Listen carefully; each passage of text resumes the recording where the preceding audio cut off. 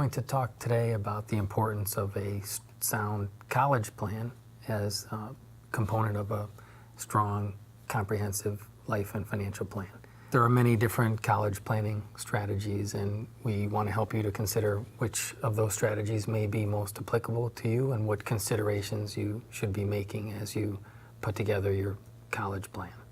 Oftentimes, one of the most important factors is how much money you want to have set aside for college to assist with paying for college. So it's important to start to establish an idea of what you want to be able to have available for them. It's very critical to not consider that you need the full amount of their educational costs, and that you may be able to combine other strategies and alternatives to paying for college, and that the college savings component will be one of those strategies that you'll be utilizing. One of the more popular savings vehicle when you're planning for college are college Section 529 accounts. And they're basically accounts that have been established through tax law to allow for beneficial savings options available to strictly saving for college, so that you can accumulate funds for college in particular, and also benefit from not having to pay taxes on the growth or earnings associated with those funds if they're utilized to pay for college. So they're one of the more popular vehicles associated with college savings because they allow for other benefits besides simply accumulating funds for college planning. One of the important initial phases of the process of thinking about college planning is making your own assessment about focusing on college planning and how much money you want to kind of carve out or set aside for the future college needs of your children. So making the decision that college planning is going to be a component of your overall financial plan first, and then once you've made that decision, trying to assess what level of commitment you want to make towards that particular objective. Because depending upon how critical college planning is and how important it is in terms of the overall aspects of your plan, different types of strategies and account strategies will apply to you more so or less so, depending on how critical that is to the overall plan. Once you kind of delve into the college planning aspect of your financial plan, and you've made the decision that you're going to commit some portion of your existing savings to the college planning objective, it's important, similar to in general investment strategies, to try to create some form of consistent savings towards that objective. The more you're able to make a consistent, scheduled, frequent pattern of investing into a college savings account, the more productive that account will be for you, the less subject to risk and volatility it will be. So your ability to accumulate and save more will improve the more that you are creating an ongoing, consistent schedule for that savings. So whether you select a college 529 savings account, or whether you select some other form of generic savings vehicle that you've earmarked for college planning, the more you can schedule and make that approach to that investing frequent and consistent, the more productive and better chance for it to be successful and beneficial. So very similar also to general investment planning, risk has to be assessed when you're putting aside money for college. So depending upon the time horizon associated with the child that you're saving for, you can apply more or less risk to your overall investment portfolio strategy. And it's important, as the child that you're saving for grows, for you to reassess those risk levels and to try to assure that the level of risk that is associated with the investment account is consistent with their age and the time horizon associated to when they'll be in school and when you'll be needing that money. Oftentimes, 529 accounts allow for kind of an automatic reassessment and rebalancing of the investment risk based on the age of the child, and those are very oftentimes popular strategies that are utilized to assure that those risk assessments are being made automatically as the child grows older. Part of a college savings plan includes saving taxes. The 529 accounts that we discussed allow for growth to be tax-free if the money is used for college and higher education ultimately. So incorporating the tax savings benefits into setting aside money for college is critical. There are also oftentimes state particular tax incentives associated with in-state college savings accounts that are 529 accounts as well, but they're specific to the state that you may live in, and they may offer tax benefits that are specific to state income taxes. So finding ways to incorporate saving federal and state taxes while saving for college can make the overall college savings strategy more beneficial. So as a child gets ready for college and is entering college, as we said, the college savings plan that you've incorporated generally will not always account for the full cost of education. So it's important to look at other alternative avenues that may be available when a child is at college age, such as borrowing money through student loans, or possibly utilizing other borrowing options that might be available to a parent, such as 401k plans or home equity loans. While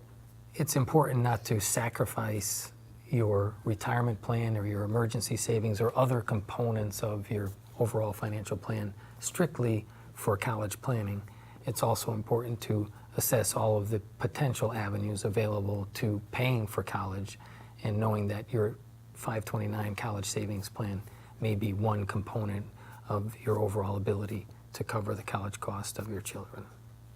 So very critical to the overall college payment process is utilizing all of the different avenues of aid or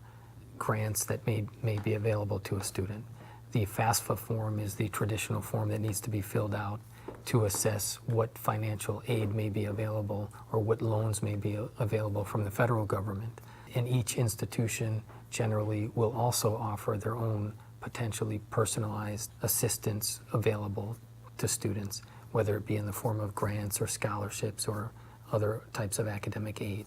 And then private organizations will offer scholarships and aid and different possible avenues to help assist and pay for college costs. So bringing all of those options together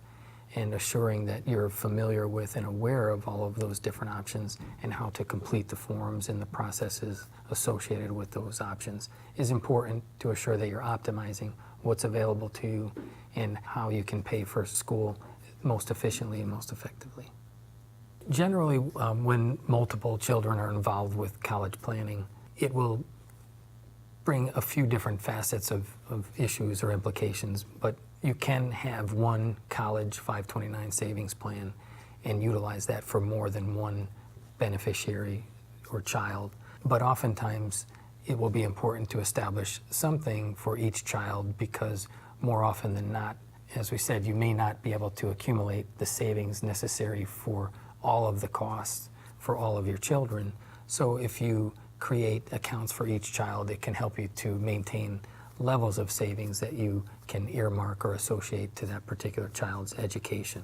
But the 529 accounts do allow for transferring of funds from one child to another child and changing the beneficiary, in essence, of that particular account. So it is fairly flexible in that it allows for the utilization of that one account for more than one child. So as we mentioned, paying for college is likely not going to come from one particular source. So a 529 savings account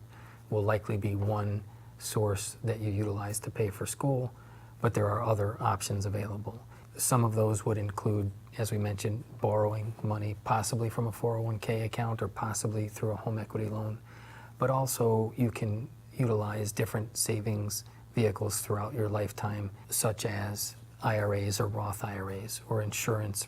products, annuity products that might allow you to accumulate savings and still have access to those savings through withdrawals or loans against those assets that you've accumulated and utilizing that money to pay for school. Examining all the possible areas of savings that could be associated with paying for school is important as you go into the college planning process. Some of the potential downsides of a 529 account could be that if you accumulate a significant amount of money and then ultimately don't use that money for education, there could be some negative implications related to taxes or penalties. And so the Roth account, for example, or an insurance product might eliminate some of those potentially negative implications, but wouldn't necessarily have all of the positive benefits associated with a 529 savings account. Each individual's situation is unique and different, and examining all of those different potential savings aspects is important to make sure that the plan is specific to that individual. IRAs in general allow for penalty-free distributions associated with college education costs, but they're limited. It's not unlimited in that sense. There's certain amounts you could take out specifically for education without having to pay penalties. But Roths, specifically because they are after-tax money and the distributions from Roths are generally able to be tax-free, allow for some possible flexibility to save for college, or to at least know that you can utilize some of the Roth funds that you've saved for retirement for college if you need to. And so while a Roth IRA is generally not the focus point of college savings, you might supplement what you're setting aside into a 529 account in a Roth IRA, just in case you either don't end up needing the money that you're saving for college and therefore it's in a Roth retirement account already, or simply because you maybe don't have enough money in your 529 account and you may need to utilize a Roth IRA to help supplement those college cost needs. Building that initial assessment of what you want to be able to set aside for your children and how many children you want to plan to set aside money for, that's a critical starting point, because that'll help to assist with the level of ongoing investing that's needed into a 529 account, particularly to help you achieve those specific goals. And if they're reasonable, and if the ongoing savings associated with meeting those objectives is reasonable, you can generally utilize a 529 account to achieve those goals. And you would likely place limits on what you're going to invest into a 529 account based on those goals and objectives. You may utilize a Roth IRA or an insurance product to set aside additional money that you likely are focusing on retirement, but you know may be needed to supplement college costs in case either your original assessment was off a little bit or you have more children than you thought you were going to have. Whatever may occur that might change those needs. But that initial reasonable assessment is critical because, as you said, you don't want to save too much in a 529 account,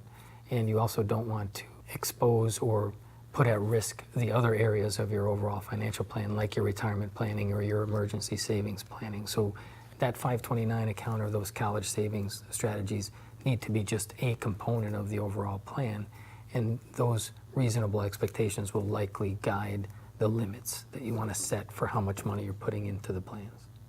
A lot of the